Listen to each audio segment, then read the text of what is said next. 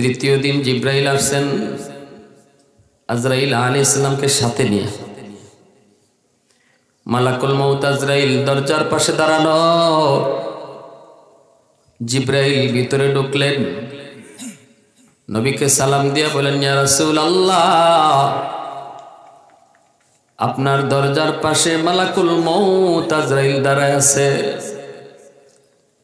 অনুমতি চাই গো নবী। যদি অনুমতি দেন তাহলে আজরাইল ভিতরে ঢুকবে।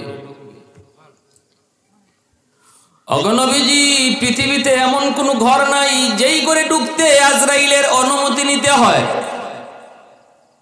যত বড় প্রাসাদ, যত বড় ক্ষমতাসীন মানুষ, যে যত বড় পাওয়ার নিয়ে হোক, কারো ঘরে ঢুকতে মালাকুল মউত আজরাইলের কখনো অনুমতি নিতে হয় না।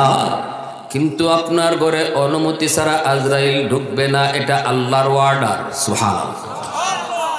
বুলেট প্রুফ জ্যাকেট বানাইতে পারে যুবক, বুলেট ফিরাইতে পারে, কিন্তু আজরাইল প্রুফ জ্যাকেট হয় না। বুলেট প্রুফ গাড়ি বানাইতে পারো, যেই গাড়িতে বুলেট ঢুকবে না, কিন্তু আজরাইল প্রুফ গাড়ি আসেনি। মায়ার নবী, দয়ার নবী বলেন, জিব্রাইল আজরাইলকে ঢুকতে দাও। মালাকুল মউত আজরাইল ভিতরে ঢুকলেন, নবীকে সালাম জানে বলতেছেন, ইয়া রাসূলুল্লাহ, ওগো নবীজি, আল্লাহ পাক আমাকে আদেশ করেছেন, আপনি যদি অনুমতি দেন তাহলে আপনার জান কবজ করব, আর যদি আপনি দুনিয়ায় থাকতে চান, যতদিন চান ততদিন আল্লাহ আপনাকে হায়াত বাড়ায়া দিবে। পৃথিবীতে এই অপশন নবী গো আপনি ছাড়া আল্লাহ আর কাউকে দেয় নাই। সুবহানাল্লাহ, জোরে কর। এই অপশন আল্লাহ পৃথিবীতে আপনি ছাড়া কাউকে দেয় নাই। ওগো নবীজি, আপনি যদি বলেন তাহলে জান কবজ করব, নতুবা আল্লাহ আমাকে রিটার্ন চলে যেতে বলেছে। তবে নবী গো, মালিক বলেছেন, আল্লাহ আপনার দিদারের বড় আকাঙ্ক্ষিত।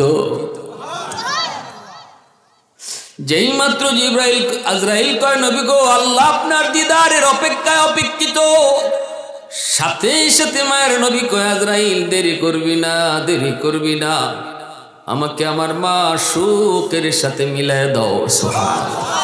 আর একটু জোরে কন্যা সুবহানাল্লাহ। उल्फत में तेरी वही सीने दंदान को तूरा, उल्फत में तेरी वही सीने दंदान को तूरा, बू बकर उमर नक्श कदम तेरा न छोरा, आयो शाक नबी वाके असरार मदीना, सुल्तान का सुल्तान है सुल्तान मदीना, सरकार का सरकार है सरकार मदीना, गुलजार का गुलजार है गुलजार मदीना। আমার নবী রহমতের নবী বলেন, ভাই আজরাইল দেরি করবি না, তাড়াতাড়ি করে যান কবজের কাজ শুরু করে দাও। আজরাইল আলাইহিস সালাম মাত্র তার হাতখানা নবীজির বুকের উপরে রাখলেন। আল্লাহর নবী বলতেছেন, ভাই আজরাইল, এত কষ্ট কি রাখছো আমার বুকে? মনে হয় যেন উহুদ পাহাড়টা বুকে চাপ দিছ। মালাকুল মউত আজরাইল চোখের পানি ছেড়ে দিয়ে কয়, নবী গো, বিশ্বাস করেন কসম খুদার, আমি আজরাইল এত সহজে কারো জান কবজ করি নাই। আল্লাহ পাক বলেছে যে আজরাইল বিন্দু পরিমাণ আমার বন্ধুর জন্য কষ্ট না হয়, যতটা সহজ ততটা সহজ আমার বন্ধুর সাথে করবা। মরণের কষ্ট 100 বার যদি একটা জীবিত উটের চামড়া সিলাইয়া, জীবিত উটের চামড়া সিলাইয়া আবার চামড়া লাগানো হয়, আবার চামড়া সিলানো হয়, আবার চামড়া লাগানো হয়, আবার চামড়া সিলানো হয়, মরণের কষ্ট এর চেয়ে আরো বেশি। এজন্য আল্লাহ পাক পবিত্র কোরআনে সূরাতুন নাজিয়ার মধ্যে বলেন, ওয়ান্নাজিআতি গারকা ওয়ান্নাশিতাতি নাশতা। আল্লাহ পাক দুই দল ফেরেশতার কসম এই আয়াতে, এই দুই আয়াতের মধ্যে করলেন। প্রথম দিকে আল্লাহ পাক যারা নাফরমান তাদের জান কবজের যারা করবে এই ফেরেশতাদের কসম খাইলেন। এরপরে আয়াতি যারা নেককার, যারা দিনদার, যারা নামাজি, যারা আল্লাহওয়ালা, যারা হালাল হারাম মানে তাদের জান কবজের জন্য যেই ফেরেশতারা আসবে তাদের কসমকে আল্লাহ বলছেন। এজন্য জিব্রাইল আলাইহিস সালাম পাশে দাঁড়ানো, মালাকুল মউত আমার আপনার নবীর জান কবজের কাজ শুরু করলেন।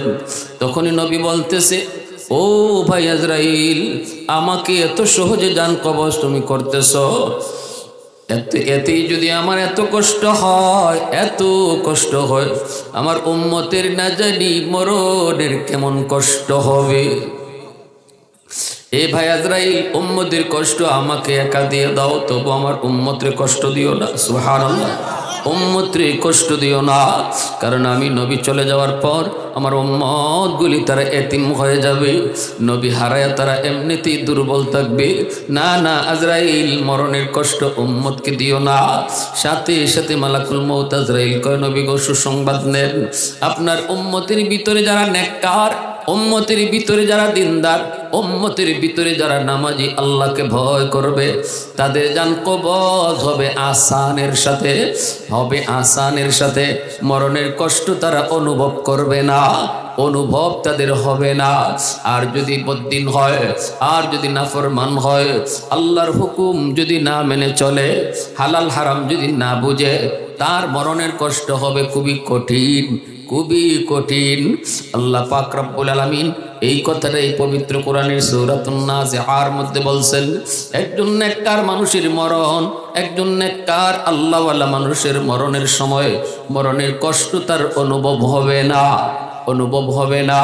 মরণের সময় তার চোখের সামনে জান্নাতের চিত্র তুলে ধরা হবে। মালাকুল মউত আজরাইল যখন তার জান কবজ করতে আসবে, হাত তারে সাপোর্ট দিতে চাইবে না, পা তারে সাপোর্ট দিতে চাইবে না, জবান তারে সাপোর্ট দিবে না। হাতে কয় না আমি জান কবজে সাহায্য করব না, পা বলবে আমি না জান কবজে সাহায্য করব না, হাত বলবে না, মুখে বলবে না। কেন? কয় এই জবান দিয়ে সে জীবনে বহুবার আল্লাহ নামের জিকির করছে। হাত কেন সাপোর্ট করবে না? হাতে কই এই হাত দিয়ে সে আল্লাহর রাস্তায় বহু দান করছে। পা তার সহযোগিতা করবে না, পা বলবে এই পা দিয়া কত আল্লাহর বান্দা মসজিদে গেছে, অতএব আমি পা তোমাকে জান কবজে সাহায্য করব না। সুবহানাল্লাহ জোরে বলে। তখনই ফেরেশতা মালাকুল মউত আজরাইল কইব, আল্লাহ কেমনে জান কবজ করব, তার কোনো অঙ্গই তো আমাকে সাহায্য করে না। আল্লাহ পাক তখন বলবে, আমি আল্লাহর ইসমে আজমের নাম, আমি আল্লাহর ইসমে আজমের নাম আমার পাগলের চোখের সামনে তুলে ধরো। জান্নাতে যেই বাড়িটা তার জন্য রাখছি, এই বাড়িটা তার হাতে, তার চোখের সামনে তোমার হাতের তালুতে ধরে রাখো। আল্লাহু আকবার। জান্নাতের বাড়ির চিত্রটা চোখের সামনে তুলে ধরো। ওই বাড়ির নাজ নিয়ামত আরাম আয়েশ দেখা মাত্রই তার বাড়ির দিকে নেশা পড়ে যাবে। বাড়ির চিত্রগুলি চোখের সামনে তুলে ধরবা, ভিডিওগুলি তারা দেখাইবা, কেমন তার বাগান হবে, কেমন তার ফলের বাগান, আপেলের বাগান, জান্নাতের চিত্রগুলি চোখের সামনে তুলে ধরবা। ওই যে লেকের পার, লেকের পাড়ের দৃশ্যটা দেখাইবা। ওই যে হুর, জান্নাতি হুর তার জন্য রেখে দিয়েছি, ওই হুরের চিত্র তার সামনে ভিডিও আকারে দেখাইবা। আমার বান্দা ভিডিও দেখার মধ্যে ব্যস্ত হয়ে যাবে, এই ফাঁকে দিয়া তার নেশা থাকবে জান্নাতের চিত্র। এই নেশায় থাকা অবস্থায় তার জান কবজ করে নিও, বিন্দু পরিমাণ খবরও পাবে না। একটু আওয়াজ দিয়া করুন না সুবহানাল্লাহ, আরো জোরে সুবহানাল্লাহ। वहदत की हिफाजत नहीं बेक़ुव्वत बाज़ू,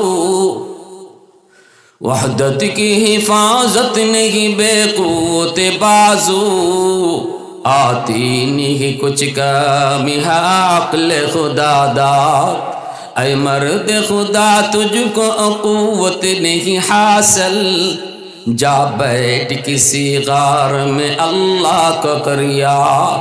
ये सच है कि बातिल की तरफदार नहीं हम, गद्दार न समझो हमें गद्दार नहीं हम। फूलों की तो नरम मिजाज अपना है नजर, हम तीर नहीं नेज़ा व तलवार नहीं हम तीर नहीं नेज़ा व तलवार नहीं हम। मुसलमाনের आवाज এখন আল্লাহু আকবার। মানুষকে যখন নেশার মধ্যে ফালানো হয় এই অবস্থায় অনেক সময় কষ্ট লাগে না? দেখবেন যদি একজন প্রেমিক প্রেমিকার জন্য পাগল হয়, নদীর ওই পারে প্রেমিকা দাঁড়ায় আছে, এই পারে তারা আশিক, ওই পারে তার মাশুক, আশিক মাশুকের কাছে যাবে, কিন্তু একটা নদী পার হতে হয়, নৌকা নেই, কোনো খেয়া নাই, শীতের রাত, কনকনে শীতের রাত, নদীটা পার হবে কেমন করে? সাঁতরায়া পার হওয়া লাগবে। কিন্তু তার নেশা হলো নদীর পারে তার মাশুক বসা, নদীর পারে তার প্রেমিকা বসা, তার কাছে যাওয়ার জন্য সে সাঁতার দিয়ে দেয়। এত প্রচন্ড ঠান্ডা, এই ঠান্ডা পানিতে সাঁতরায়া চললো, ঠান্ডা কিন্তু টিকে আছে, গায়ে লাগে না, কারণ তার টার্গেট হলো নদীর পারে প্রেমিকা। ওই যে টার্গেটের কারণে ঠান্ডা লাগে না, মরণের কষ্ট টিকে আছে রে যুবক। জান্নাতের চিত্র দেখায় আল্লাহ তার এত পাগল বানায় রাখবো, মরণের কষ্ট তার অনুভব হবে না।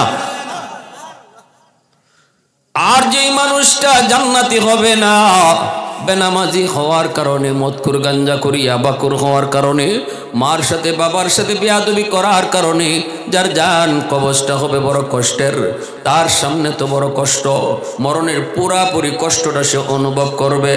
এজন্যই চোখগুলা ঘোরাবে, চোখগুলা বড় বড় করবে। কে আসছে তার ঘরে?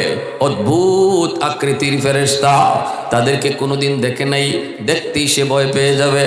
বড় বড় চোখ, আমি নিজেও দেখেছি কিছু মানুষ মরণের আগে চোখগুলা বেশি বেশি ঘোরায়, আবার দেখবেন যেন বোঝা যায় কারে যেন দেখতেছে।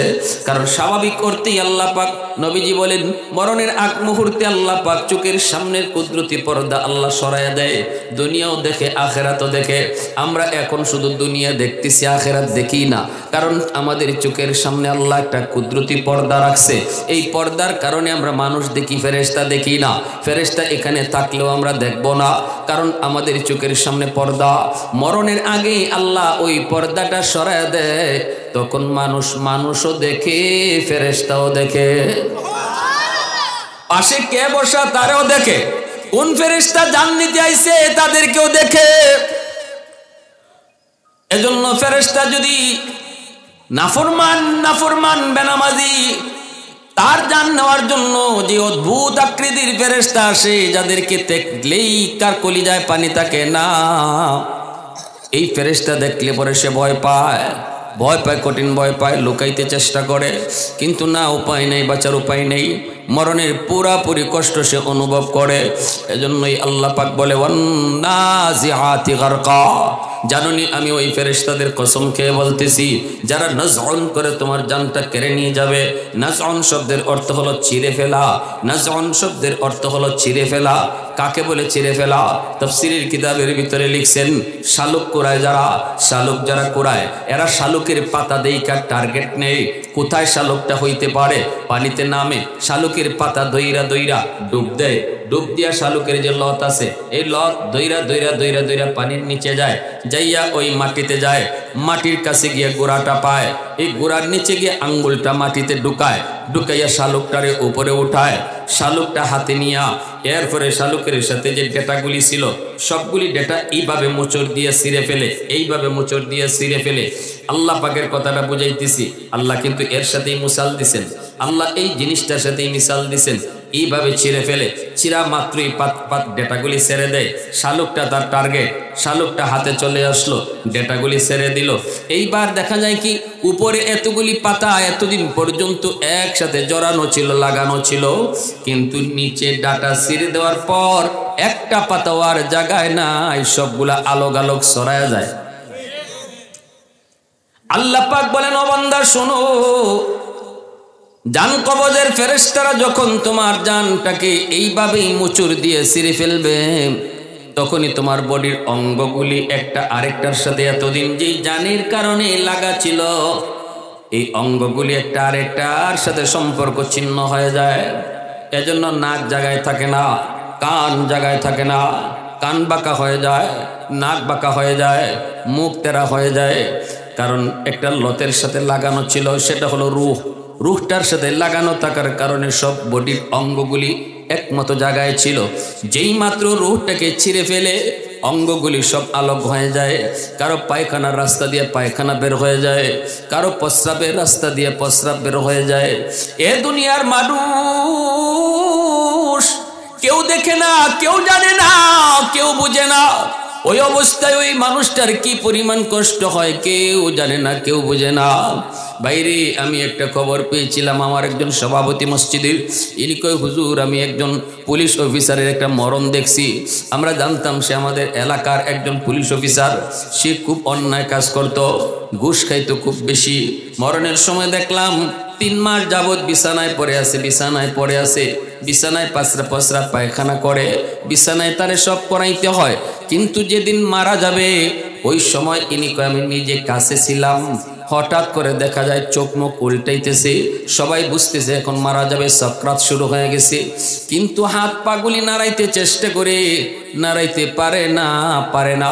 আমরাও বুঝতেছি সে খুব চেষ্টা করতেছে, লড়তো, চেষ্টা করতেছে, নড়তো, কিন্তু নড়তে পারে না। কারণ কি? আল্লাহর নবী কয় অদৃশ্য ফেরেশতারা হাত পাগুলি জোর করে ধরে রাখে, হাত পাগুলি ফেরেশতারা ধরে রাখে, এজন্য নড়তে পারে না, নড়তে পারে না, নড়তে পারে না। কিন্তু সভাপতি সাহেব বলে হুজুর একটু পরে দেখলাম কি হঠাৎ করে ঘুম থেকে উইটা গেল, লাফ দিয়ে উইটা গেল, উইটা আবার পালং থেকে ফাল দিয়া ঘরের চাল দইরা আটকে রইল।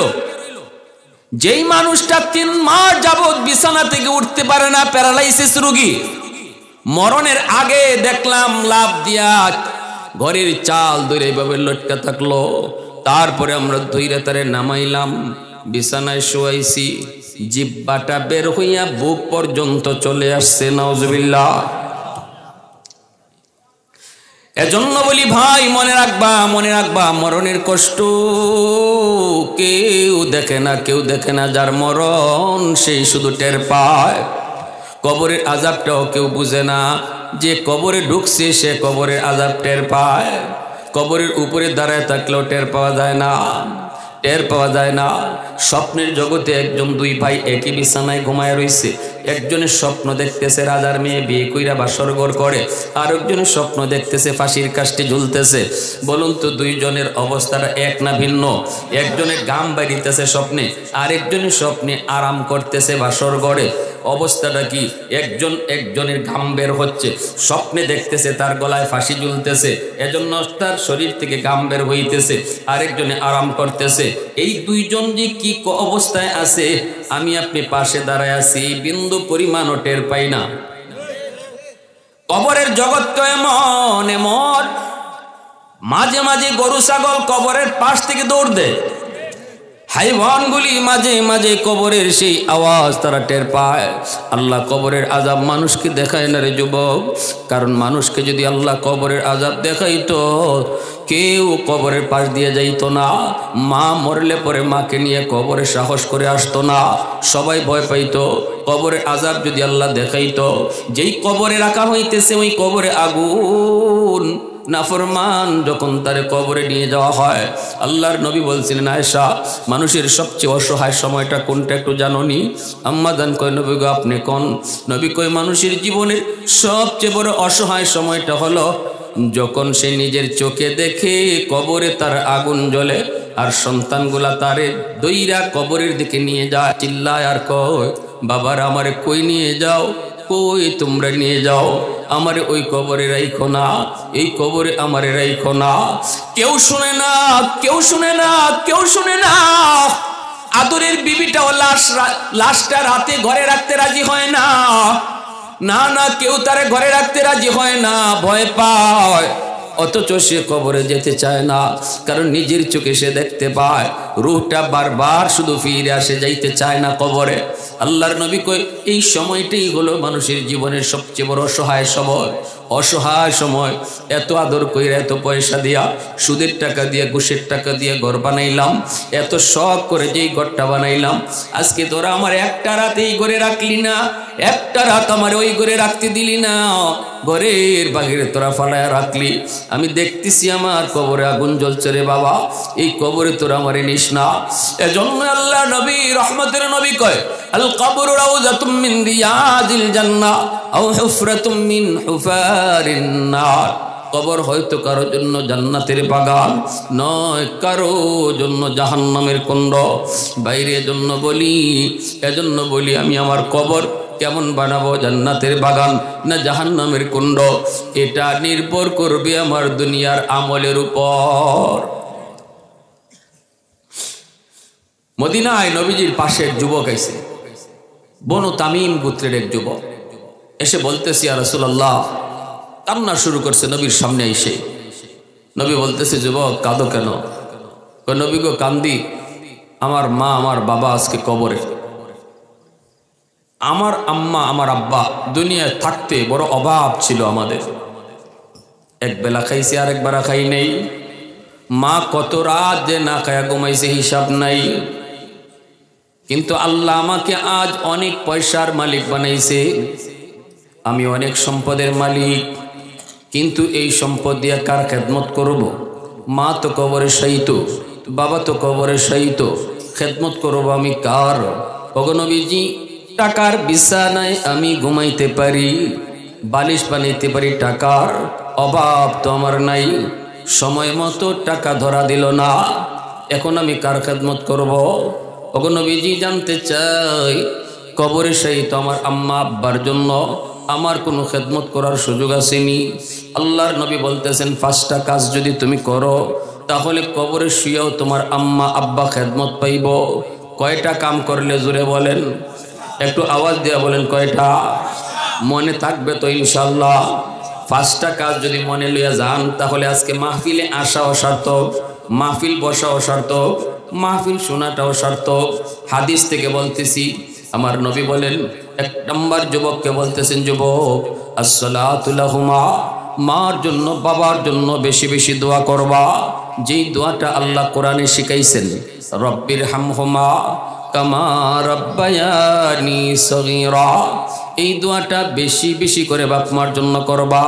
2 নম্বরে নবী কয়, ওয়াল ইস্তিগফারু লাহুমা, বাপ মার জন্য তুমি দান সদকা করবা, ওয়াজ মাহফিলের আয়োজন করো, আর যেভাবেই করো বাপ মার জন্য খরচ করবা, সাথে সাথে আল্লাহ মা বাবা কবরে এই খবরটা এই খেদমতটা আল্লাহ পৌঁছায় দিবে। সুবহানাল্লাহ। জুনাইদ বাগদাদি বহুত বড় আল্লাহর ওলি, স্বপ্নে দেখেন একজন মানুষ জাহান্নামী চেহারার হুজুরের কাছে আইসা কাঁদতেছে। জুনাইদ বাগদাদি বলেন, কে গো তুমি? কই হুজুর, আমি আপনার এলাকার একজন মানুষ।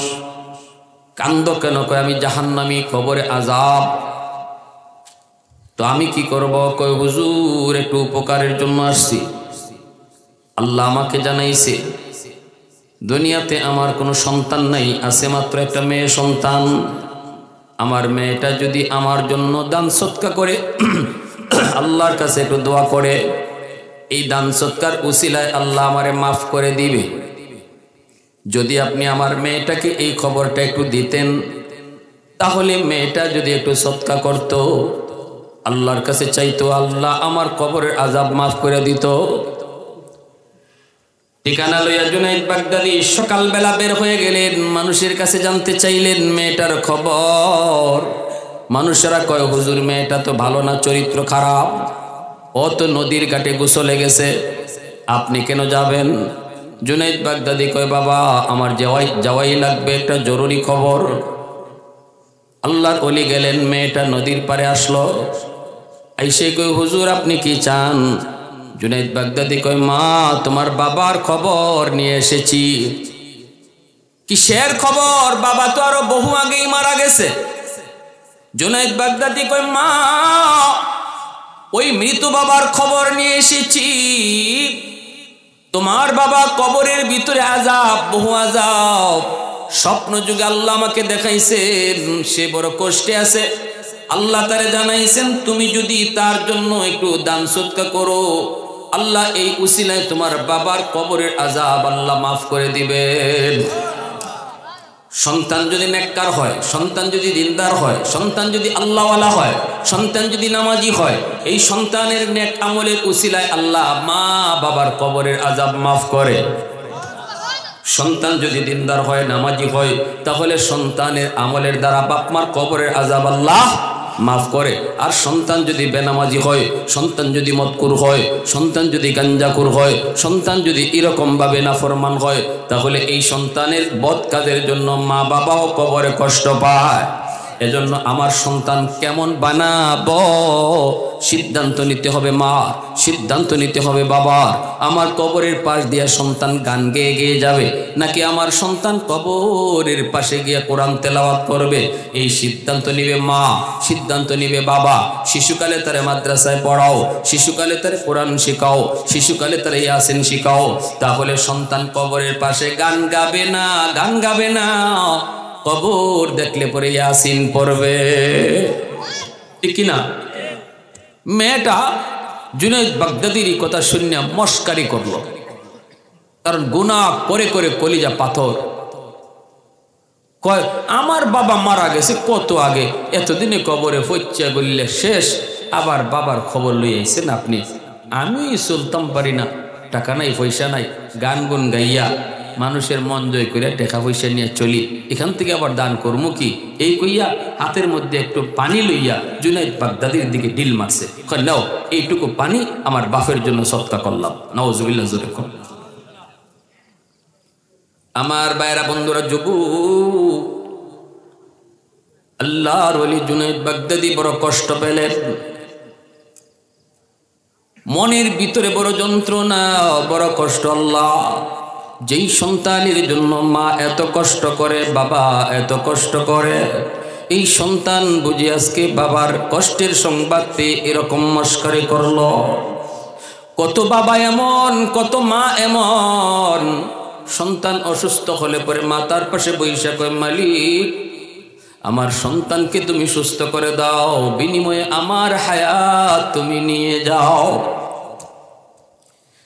আজকে ওই সন্তান বাবার জন্য এমন একটা আচরণ করলো। আল্লাহর ওলি জুনাইদ বাগদাদি মনের ভিতরে কষ্ট নিয়ে তিনি বাড়ির দিকে ফিরত যান। রাতের বেলা ঘুমান, স্বপ্নে দেখেন ওই মানুষটাই জান্নাতি চেহারার, হাসি খুশি চেহারার সামনে এসে হাজির।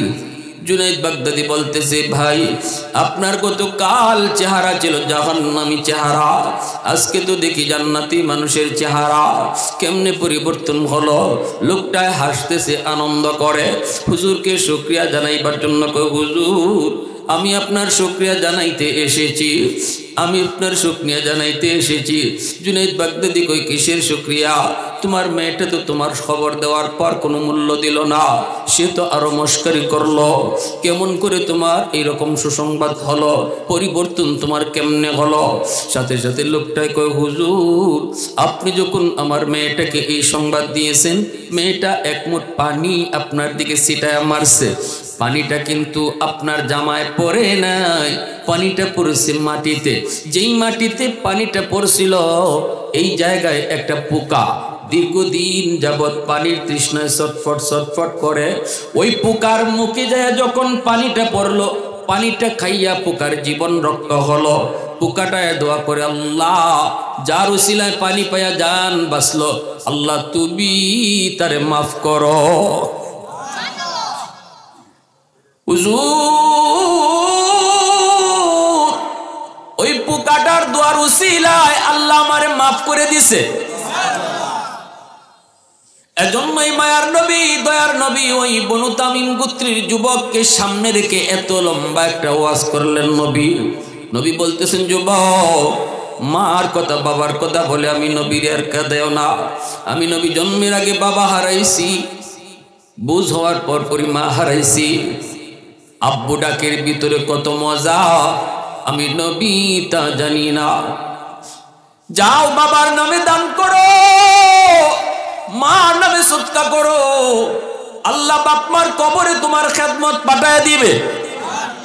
তিন নম্বরে নবী বলেন ইনফাজু আহদিহিমা মিন বাদিহিমা, মা বাবার কাছে মানুষের যদি কোনো পাওনা থাকে পাওনা তুমি পরিশোধ করে নিও। বাবার কাছে যদি কারো কোনো পাওনা থাকে পাওনা পরিশোধ কইরো। কারো হক যদি বাবা নষ্ট করে তাকে হক ফিরিয়ে দিও।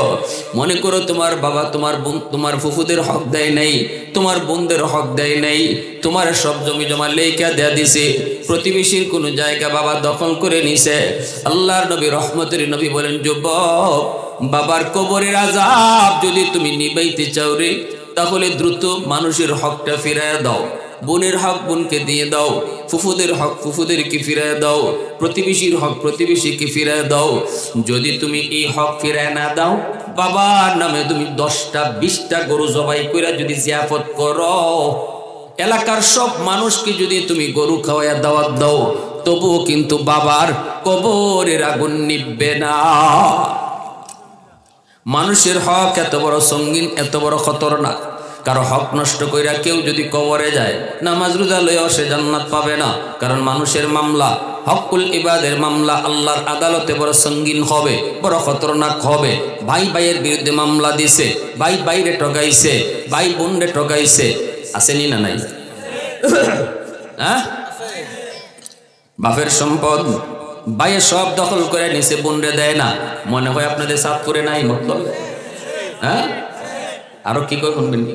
কয় যত মহিলারা বাপের বাড়ির সম্পদ নিছে, বাপের কবর ফেটে গেছে, বোনরে ডর দেখায়। বাপের সম্পদ নিলে বাপের কবর ফাইটে যায়। কত বড় ডাকাই এ, ডাকাইত না? কত বড় ডাকাই। আবার কয় কি, কয় সব সম্পদ যদি তুই লইয়া যাও, মাঝে মাঝে তুই বেড়াইতে আইবি না?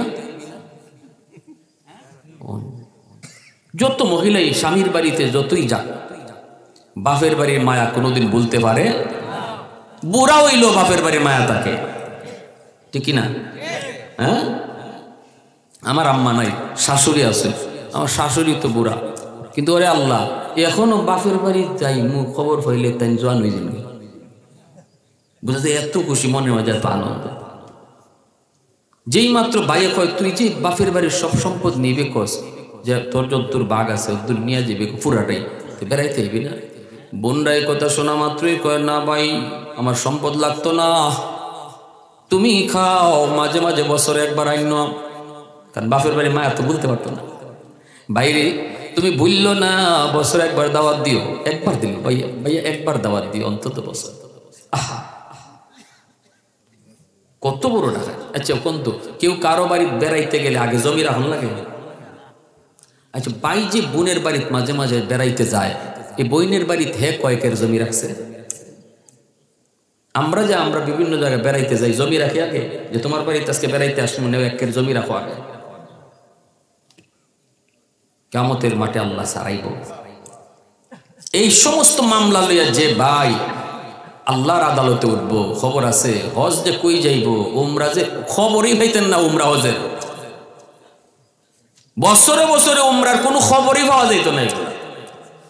আল্লাহকে রাখো তোমার উমরা এখানে, হজ এখানে রাখো, মিয়া লাখ টাকা খরচ করছো, মসজিদে দান করছো, এগুলো সব এখানে রাখো, মামলা এটা ডিসমিস করো, এই মামলাকে ডিসমিস করো। ওই দেখো বোন খারাই দিছে, ওই দেখো বউ খারাই দিছে, বউর মামলা কিতা আবার কয় মোহরের টাকা দিসলায় না,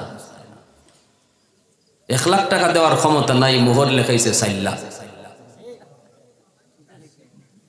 কিরে তুই মোহর 4 লাখ লেখাইলে 1 লাখ দেওয়ার ক্ষমতা নাই, 4 লাখ কেন লেখাইলে? কয় এটা দেওয়ান লাগে না, কাগজে লেখাইলেই চলে। আচ্ছা মোহরের টাকা কি কো মতলবের যুবকরা, মোহরের টাকা দেওয়ান লাগে না কাগজে লেখলেই চলে? সবাই জানো তো? হ্যাঁ, মোহর দেওয়ান লাগে না লেখলেই চলে? কিছু কিছু যুবক আছে সালাইক্যা যুবক, কইব হুজুর ইটা বুঝ আছে, আমরা বাসর করে আমার এই কইব মাপ দেও নাইলে ঢুকতাম না। বাসর গরু ঢুকিয়া বউরে কেজাত ফালাইয়া, মানকে কেজাত ফালাইয়া যদি মাফ করো নাইলে আইতাম না, বউ তো তখন মাপ দিবই। বেচারি বিয়া হয়ে গেছি, সব হয়ে গেছি, এই অবস্থায় পালঙ্গ উঠতো না, হ্যাঁ পালঙ্গের নিচে বই দিছে। বেটি ডাকে মা কি হইলো বিয়া হইলো আও না কেমনে আইতাম 4 লাখ দিতাম পারতাম না আইতাম না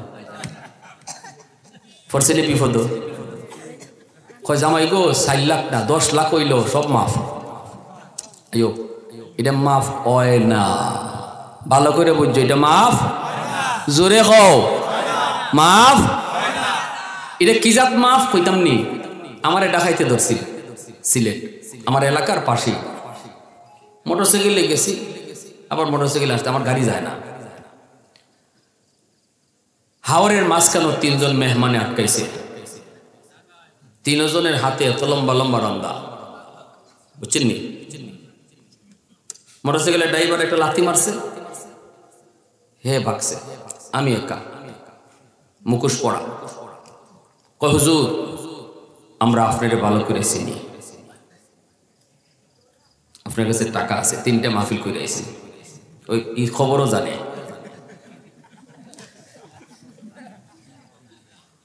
হুজুর আমরা আপনার গায়ে টাচ করবো না টাকাটা দিয়া দেন আমি বললাম ঠিক আছে কোনো অসুবিধা নেই এই সমস্ত চকচক করতেছে রান্দা দেখলে পরে কি আর হুশ আছে পকেটে যা আছে জীবন বড় না টাকা বড় জীবন বড় ঠিক না টাকা দিয়ে দিলাম হেরাতে দিয়ে আমার শরীরে টাচ করছে না কারণ আমরা আপনার চেকও করতাম না ধর্মও না কারণ এলাকার টাকায় তো চিনে ধর্মও না দিয়া দিয়েছি দেয়া দেওয়ার পরে আমার কি কয় শুনে আমার কয় হুজুর বৌদ্ধ দিয়েন না এর কথাটা এখন আমার কানে বাজে হুজুর বৌদ্ধ দিয়েন না কি কোন ভাই দোয়া বৌদ্ধ এবার চাইয়া নেবেন সে দোয়া বৌদ্ধ আর সম্পর্ক দিলের সাথে আমি যে হেরে বলছি না না না ভাই কি কোন আপনি বৌদ্ধ দিন না আপনাদের জন্য দোয়া দোয়া এই যে দোয়া করে দিলাম এটা কি দোয়া হইছে দোয়া বৌদ্ধ আর সম্পর্ক মুখের সাথেও না আতের সাথেও না দিলের সাথে ভালো করে বুঝবেন ইমাম সাহেবের কাছ থেকে ওই যে দোয়া নেওয়ার তরিকা এটা হুজুর একটু দোয়া করেন হুজুর আমার লাগে একটু দোয়া করেন কইতে পারেন আপনারা করেন কিন্তু এটা মূল দোয়া না মূল দোয়া হইল ইমাম সাহেবের সাথে আমি এমন আচরণ করব এমন চলা চলবো এমনভাবে শ্রদ্ধা করব এমন মায়া করব ওই দিল থেকেই দোয়া চলে আসবে মা বাবা তাদের সাথে আমার আচরণ এমন হবে যে মা বাবার সবসময় দিল থেকে দোয়া থাকবে ঠিক কিনা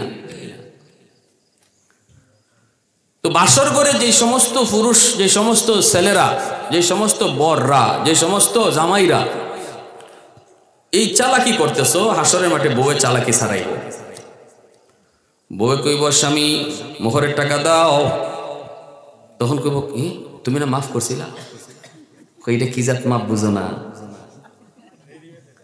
এটা কি জাত মাপ বুঝো না তুমি আমার যে কে যায় ফেলাইছিলা ওই সময় মাফ না কইলে কি আর তুমি আইতায় খাটের উপরে তো আল্লাহ পাক রব্বুল আলামিনের কাছে ওই সময় কইব বিবি গো ও বিবি আমি তো পয়সা আনি নাই টাকা আনি নাই কেমনে দিমু বিবি কইব হাসরের মাঠে টাকা পয়সা চলে না টাকা পয়সা লাগেও না দুনিয়াতে এক জায়গার টাকা আরেক জায়গায় চলে না আল্লাহ এমন নমুনা দুনিয়াতেও রাখছেনি না রাখছে না বাংলাদেশের টাকা ভারতে চলে না ভারতের টাকা পাকিস্তানে চলে না পাকিস্তানের টাকা সৌদি চলে না রিয়াল ডলারের জায়গায় চলে না ডলার রিয়ালের জায়গায় চলে না কিয়ামতের ময়দানে আল্লাহ পাক রব্বুল আলামিন সেখানেও তিনি দুনিয়ার কোনো টাকা পয়সা ডলার পাউন্ড চলবে না চালাবেও না চলবে শুধু নেক আমল বিবি বলবে স্বামী গো বছরে বছরে যে উমরা করছো এই উমরাগুলির সব আমারে দাও ও স্বামী লক্ষ লক্ষ টাকা মসজিদ মাদ্রাসায় দান করেছ দানের সবগুলি আমাকে দাও এইভাবে সব পাওনাদার তার নেকিগুলা নিয়ে যাবে বাইরা বন্ধুরা জন্য আল্লাহর নবী রহমতের নবী ওই যুবককে বলতেছেন যুবক তোমরা যারা বাপ মার কবরে খেদমত পৌঁছাইতে চাও বাপ মার কাছে তোমরা সওয়াব পাঠাইতে চাও যারা বাবা দরদি মা দরদি বাপ মার জন্য কিছু করতে চাও 3 নাম্বার দায়িত্ব হলো মা বাবার কাছে যদি কোনো পাওনা থাকে কোনো মানুষের তুমি সন্তান হিসাবে সবার আগে পাওনা পরিশোধ করো না কইরা জিয়াফত কইরো না কষ্ট পাইতেছেন হ্যাঁ যে আমরা চলতেছি সারা জীবন একরকম, হুজুরা এই ওয়াজ শুরু করলো। কিছু মানুষ আছে আমাদের সমাজে মরা বাড়ি খাইবার লাগি পাগল। এ ভাই মরা বাড়ি যে খায় এর দিল মরে যায়। মাসালা মরা বাড়িতে খাইয়েন না।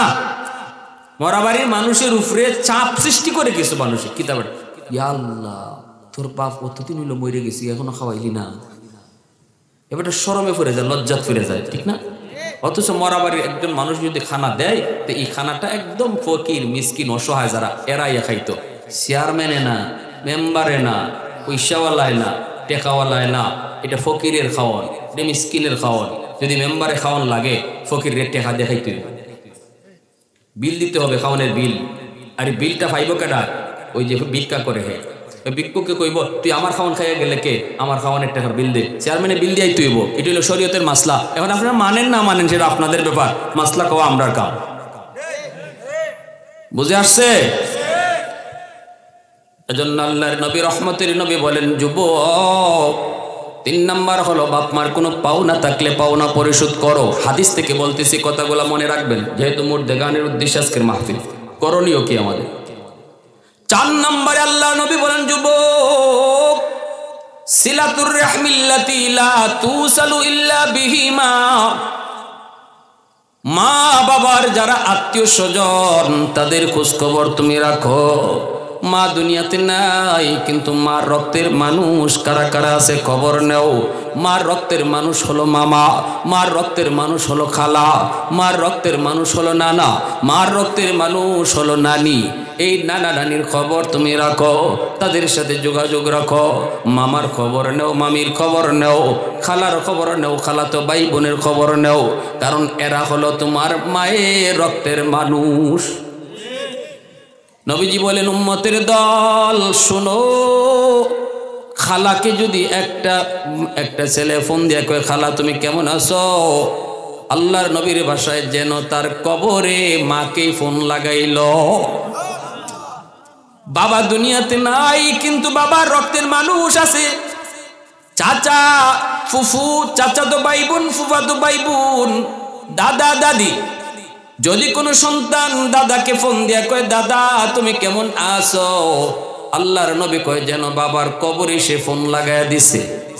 চাচাকে যদি ফোন দিয়া কেউ কয় চাচা তুমি কেমন আছো, নবীজি বলেন যেন চাচা না কবরে বাবারই জিগাইতেছে আব্বা তুমি কবরে কেমন আছো। সুবহানাল্লাহ জোরে কোন।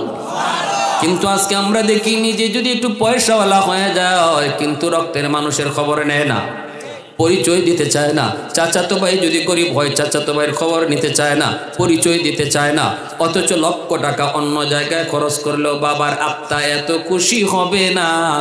বাবার রক্তের মানুষের খবর তুমি যদি রাখো এর চেয়ে বেশি খুশি হয়। 5 নম্বরে আল্লাহর নবী বলেন, ইকরামু সাদিকিহিমা মিন বাদিহিমা। নবীজি বলেন, যুবক 5 নম্বর আমলটা শোনো। নবী কয় যখনই তুমি মা হারাইবা, যখনই তুমি বাবাকে হারাইবা, এইবার বাপ মার কথা ইয়াদ করে তুমি বাপ মার কবরে কিছু পাঠাইতে চাও, তাড়াতাড়ি করে দেখো বাবার বন্ধু বান্ধব কারা দুনিয়াতে আছে, মার বান্ধবী কারা আছে। যদি বাবার বন্ধু বান্ধব তুমি কাউকে পাও, বাবার মতো শ্রদ্ধা কইর, বাবার মতো শ্রদ্ধা কইর, বাবার মতো শ্রদ্ধা কইর। 1 কাপ চা খাওয়াও, একটা পান খাওয়াও, 500 টাকা হাদিয়া দাও। চাচা আজ আব্বা নাই, আপনাকেও দেখি না, আব্বার সাথে কত আপনারে দেখতাম, আসেন একটা চা খায়া যান। আব্বা থাকলে তো আপনি একটা চা খায়া যাইতেন। এই বইলা বাবার একজন বন্ধুকে তুমি ঘরে আইনা যে একটা চা খাওয়াইছো, আমার রসুল কয় যেন কবরে বাবার এই চা খাওয়াইয়া দিছো। রহমতের নবী, মায়ার নবী খানা খাইতে বসছেন। আম্মা জান আয়েশা সিদ্দিকা রাদিয়াল্লাহু তাআলা আনহা খাঞ্চা বুড়া রুটি, নবীজি খানা খান না, চোখ দিয়া দর দর করে পানি পড়ে। আম্মা জান জিজ্ঞেস করি ইয়া রাসূলুল্লাহ কেন কান্দেন গো নবী? নবী তখন বলতেছেন, আয়েশা তোমরা তো আমার সুখের দিনের বিবি, কিন্তু আমার দুঃখের দিনের বিবি ছিল খাদিজা। আমার খাদিজার সামনে আমি নবী কোনোদিন এতগুলা রুটি নিয়ে খানা খাইতে পারি নাই রে। একটা রুটি নিয়ে খানা খাইতেও কষ্ট হয়েছে। আমার যেই খাদিজা ছিল মক্কার সবচেয়ে ধনী, মক্কার মানুষ যার দানে চলতো, সেই খাদিজা আমার কাছে বিয়ে পাওয়ার পর, মুসলমান হওয়ার পর সব সম্পদ আল্লাহর রাস্তায় দান করে দিছে। আমি আমার খাদিজাকে নিয়ে এইভাবে রুটি নিয়ে কোনোদিন খানা খাইতে পারি নাই। এজন্য এই খানা দেখে আমার খানা পেটে যায় না, চোখ থেকে দর দর করে পানি পড়ে। আম্মা জান খাদিজাতুল কুবরা রাদিয়াল্লাহু তাআলা আনহা কি পরিমাণ অবদান ছিল। নবীজি বলেন, আয়েশা তুমি যাও আমার খাদিজার একটা রুটি দিয়ে আসো, একটা রুটি দিয়ে আসো। আম্মা জান কই, ইয়া রাসূলুল্লাহ খাদিজা তো কবরে শায়িত, রুটি খাওয়াইমু কেমনে? নবী কয়, খাদিজা কবরে শায়িত তো জানি, খাদিজার একজন বান্ধবী আছে নাফিসা, এই নাফিসারে যদি একটা রুটি তুমি খাওয়াও তাহলেই খাদিজাকে রুটি খাওয়ানো হবে। এতে করেই নবী বুঝাই দিলেন, মা দুনিয়ায় না থাকলে মা যেই মহিলাদের সাথে চলতো তাদেরকে শ্রদ্ধা কইরো, মার মতো শ্রদ্ধা কইরো, তাদেরকে কাপড় চোপড় দিও, তাদেরকে সাহায্য সহযোগিতা কইরো, তাহলে এই খবরটা আল্লাহ মার কবরে পৌঁছায় দিবে। বাবা দুনিয়ায় নাই, কিন্তু বাবা যাদের সাথে চলতো তাদের সাহায্য সহযোগিতা কইরো, বাবার কবরে আল্লাহ এগুলা পৌঁছায় দিব। সুবহানাল্লাহ আওয়াজ দিয়া কোন। কয়টা আমল পাইলাম? কয়টা? এক নম্বর দোয়া, রব্বির হামহুমা কামা রাব্বায়ানি সগীরা।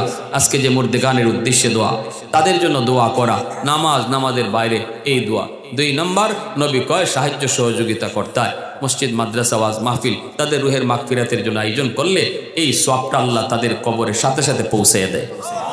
3 নম্বরে নবী কইছে, এরপরে তাদের ফাওনা দাওনা চিনি দেখো, এই ফাওনা দাওনাগুলা পরিশোধ করো, অথবা তাদের দ্বারা কারো হক নষ্ট হয়েছিল, এটা তুমি সন্তান যদি জানো তাড়াতাড়ি হক ফিরিয়ে দাও। কারণ তুমি সন্তানের মায়ায় এই বাবাই ভুলটা করে গেছে, যে সে তো আর এই সম্পদ দিয়ে কবরে গেছে না, তুমি সন্তানরই দিয়া গেছে আরেকজনের হক মাইরা, এই সম্পদটা তাড়াতাড়ি ফিরাও, নাইলে বাবার কবরের আগুন নিভবে না। যদি বাবার কবরে আগুন নিবাইতে চাও, বাবা যা ভুল করেছে ভুল সংশোধন করে জায়গা ফেরত দাও, টাকা ফেরত দাও। যদি বাবা কাউরে কষ্ট দিয়া তাকে অন্যায়ভাবে, তুমি তার কাছ থেকে মাপ চাও বাবার পক্ষ হইয়া, চাচা আব্বা মনে হয় আপনারে কোনো একদিন একটু কষ্ট দিছিল বা একটু বেজ্জত করছিল, মনে আপনার রইছে, চাচা আব্বার তরফ থেকে মাপ চাই, এই কথাটা কইয়া লোকটারে খুশি করো, তাহলেই আল্লাহ পাক কবরের আগুন নিবাইয়া দেবে। 4 নম্বর রসুল কয়, তাদের আত্মীয় স্বজনের খবর নিও। আমি তো বলি লিস্ট করো, ডায়েরি করো, আত্মীয়দের নাম লিখো। আমার বাবা নাই, বাবার রক্তের মানুষ কারা কারা আছে, নাম লিস্ট করিয়া ডান দিকে নাম্বার উঠাও, মোবাইল নাম্বার, আর উফরিদের লেখো, সপ্তাহে একবার এই নাম্বারগুলোতে ফোন দিমু। এখন তো আর যার যার বাড়ি যাইতে হয় না, আমার রসুলের হাদিস শোনাইতেছি, ওয়াজটা শোনাইতেছি সম্পূর্ণ হাদিস থেকে, বাড়তি কোনো কথাই নাই। আল্লাহ রসুল যে 5টা আমল কইছেন, এই নামগুলো উঠাইয়া সপ্তাহে নাইলে 15 দিনে নাইলে মাসে একবার মোবাইল নিয়ে বসো, কোনো কাম নাই, কেউ ডাক দিবা না। আমি একটা রুমের ভিতরে ঢুকলাম, আমারে কেউ আওয়াজ করবা না, আমার 20 মিনিট টাইম আছে, এখন আমি 20 মিনিটে অমুককে ফোন দিলা, দাদা কেমন আছো, চাচা কেমন আছো, বাতিজারে তোরা কেমন আছো, কোনো অবস্থা। আপনি ফোন দিলেই হেরা আপনার কাছে টেকা চাইবো এমন তো কোনো কথা না। এই যে খোঁজ খবর নিছেন, কেমন আছো, কোন অবস্থায় আছো, আল্লাহ রসুল কয় প্রতিটা কল তোমার বাবার কবরে ঢুকছে। বুঝে আসছে ভাই? আমরা তো মন গড়া চলি, আমার রসুলের কথা শুনেন, কত সুন্দর কথা। মার রক্তের মানুষগুলার এইভাবে ফোনটা দিছ, প্রত্যেকটা কল মার কবরে যায় ঢুকছে। আর বাবার বয়সের মানুষ যদি ফাও সমাজে মুরব্বী বাবা যাদের সাথে চলতো, সাবধান, বেয়াদবি করবা না। তাদের সাথে বেয়াদবি করলেই বাবার কবরে কষ্ট যাবে, আর তাদেরকে খুশি করলে বাবার কবরে খুশি পৌঁছে যাবে। আল্লাহ আমাদের সবাইকে কথাগুলো বুঝা, সে অনুযায়ী চলা এবং আমল করার তৌফিক আল্লাহ সবাইকে দান করুন। সবাই বলি আমিন। ওয়া আখির দাওয়ানা আলহামদুলিল্লাহি রাব্বিল আলামিন। আমার ভাইয়েরা বন্ধুরা, দুরূদ শরীফ পড়ি। আল্লাহুম্মা সাল্লি আলা মুহাম্মদ ওয়া আলা আলি মুহাম্মদ কামা সাল্লাইতা আলা ইব্রাহিম ওয়া আলা আলি ইব্রাহিম ইন্নাকা হামিদুম মাজিদ। আল্লাহুম্মা বারিক আলা মুহাম্মাদ ওয়া আলা আলি মুহাম্মাদ কামা বারাকতা আলা ইব্রাহিম ওয়া আলা আলি ইব্রাহিম ইন্নাকা হামিদুম মাজিদ। কেউ চাইব মোনাজাত দিলে আলহামদুলিল্লাহ, আলহামদুলিল্লাহিল্লাযী হাদানা লিহাযা وما كنا لنهتدي لولا أن هدانا الله لقد جاءت رسل ربنا بالحق رب ارحمهما كما ربياني صغيرا রব্বুল আলামিন কুদরতি নজরে মায়ের নজরে তাকাও তোমার বান্দারা বসে বসে তোমার কথা তোমার হাবিবের কথা মন দিয়ে শুনতেছে আমলের নিয়তে দুনিয়ার কোনো লোভে নয় প্রত্যেকের বসাকে নাজাতের ওসিলা বানায় দাও যারা হাত উঠাইছি মালিক জানি না কার মা নাই কার বাবা নাই যার মা নাই সে জানে মা কত বড় নিয়ামত যার বাবা নাই সে জানে বাবা কত বড় দৌলত আয় আল্লাহ যে মা শীতের দিনে প্রস্রাব করে বিছানা ভিজায় দিছি মা ভিজা বিছানায় শুইয়া আমাকে বুকে রাইকা সারা রাত কাটাইয়া দিছে 5 জনের 6 জনের সংসার অভাবের সংসার 5 জনের জন্য 5টা ডিম রান্না হলে সবাই আমরা যার যার ডিম খেয়ে ফেলতাম মা দুঃখিনী নিজের ডিমটা খাইতো না স্কুল থেকে যখন আসতাম পেটের ক্ষুধায় বলতাম মা পেটে ক্ষুধা লাগছে অভাবের সংসার মা জানতো আমার সন্তান স্কুল থেকে আইসাই খানা চাইব নিজের ডিমটা তখন আমার সামনে দিয়া কয় বাবা খাও আমি যদি বললাম মা তুমি কি খাও নাই তখন আমার মাথায় হাত বুলাই একটা মিথ্যা কথা কইতো বাজার আমি খাইছি তুমি খাও এই সংসারের জন্য মা কত এমন মিছা কথা কইল আজকে সন্তান মার পক্ষ থেকে হাত উঠাইয়া মাফ চাইতেছে আল্লাহ দয়া করে মার কবরকে জান্নাতের বাগান তুমি বানাও আল্লাহ বাবা ঘর বানায় দিয়া গেল মাথার উপরে লাইট জ্বলে ফ্যান ঘুরে বাবা মা যেই করে শুয়ে আছে আলো নাই বাতাস নাই অন্ধকার ঘর আল্লাহ মা বাবার কবরে তুমি জান্নাতি আলো বাতাসের ব্যবস্থা করে দিও এই গাজীবাড়ির কবরস্থানে তাদের যত মায়ার মানুষ অন্ধকার কবরে শায়িত আল্লাহ ছেলে মেয়ে আওলাদ তাদের কথা ইয়াদ করে দোয়ার আয়োজন করলো যারা একদিন এই বাড়িতে ঘুমাইতো এই করে ঘুমাইতো এই রাস্তা দিয়ে হাঁটতো হাসি মুখে কথা বলতো আল্লাহ তারা আজ কোথায় গেল কোথায় রইল তুমি ছাড়া কেউ জানে না আল্লাহ দয়া করে তাদের প্রত্যেকের কবরকে জান্নাতের বাগান তুমি বানায় দাও এই এলাকার যত মুর্দেগান ডাইনি বামের সামনে পিছনে শায়িত আল্লাহ সবাইকে তুমি মাহফিলের খাতিরে মাফ করে দাও আয় আল্লাহ আম্মা আব্বা যাদের জীবিত নেক হায়াত দাও বিবি বাচ্চা ভাই বেরাদরের নেক হায়াত দাও সন্তানগুলিকে নামাজি দিনদার বানাও গাজী ফ্যামিলির প্রতিটা সন্তানকে নামাজি দিনদার বানায় দাও মা ভক্ত বাবা ভক্ত সন্তান তুমি বানাও আসমানি জমিনে বিপদ থেকে বাঁচাও আয় আল্লাহ আয় মাওলা যে যে উদ্দেশ্য নিয়ে হাত উঠাইছি প্রত্যেকের দিলের নেক উদ্দেশ্য কবুল করে নাও প্রতিটা যুবককে যৌবনে ওলি বানাও প্রতিটা মাকে হাফেজের মা আলেমের মা বানাও আয় আল্লাহ সাহায্য সহযোগিতা যে যেখান থেকে করছে যেভাবে করছে এই মাহফিল করতে আল্লাহ সবার সহযোগিতাকে নাজাতের উসিলা বানায় দাও অসুস্থ যারা আছে আল্লাহ সুস্থ করে দাও ওয়াসাল্লাল্লাহু তাআলা আলা খাইরি খালকিহি মুহাম্মাদিন ওয়া আলিহি ওয়া আসহাবিহি আজমাইন আমিন বিরহমাতিকা ইয়া আরহামার রাহিম।